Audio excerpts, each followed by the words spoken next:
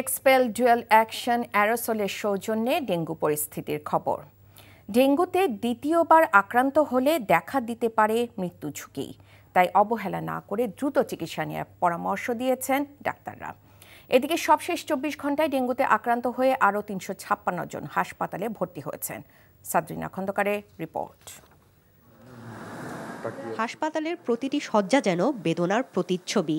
প্রতিদিনই ভর্তি হচ্ছে নতুন ডেঙ্গু রোগী।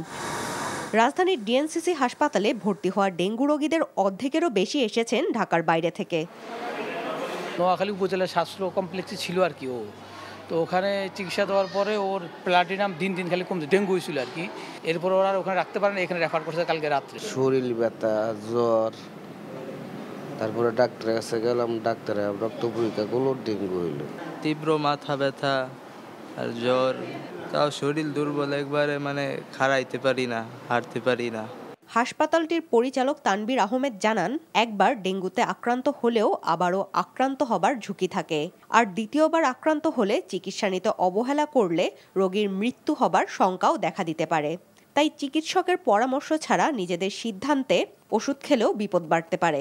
তো ডেঙ্গু যেহেতু 4টা ভেরিয়েন্ট রয়েছে, সে যদি একটা ভেরিয়েন্টে আক্রান্ত হয়ে থাকে তাকে কিন্তু অ্যানাদার ভেরিয়েন্টে আবার আক্রান্ত হওয়ার সম্ভাবনা রয়েছে, এবং সে যদি অন্য ভেরিয়েন্টে আক্রান্ত হয় তাহলে it will be more serious.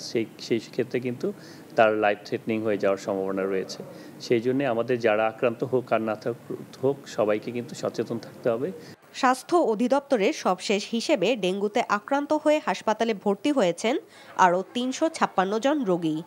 এ সময় নতুন কোনো মৃত্যুর খবর পাওয়া যায়নি। চলতি বছরে এখন পর্যন্ত ডেঙ্গুতে আক্রান্ত হয়ে মারা গেছেন 105 জন। Sadrina Khandakar, NTV news, Dhaka. Bundle থাকলে প্রতি সেনমানিতে টাকা বাঁচবে। বিকাশ সেনমানি বান্ডেল কিনে জিতুন প্রতি লেনদেনে।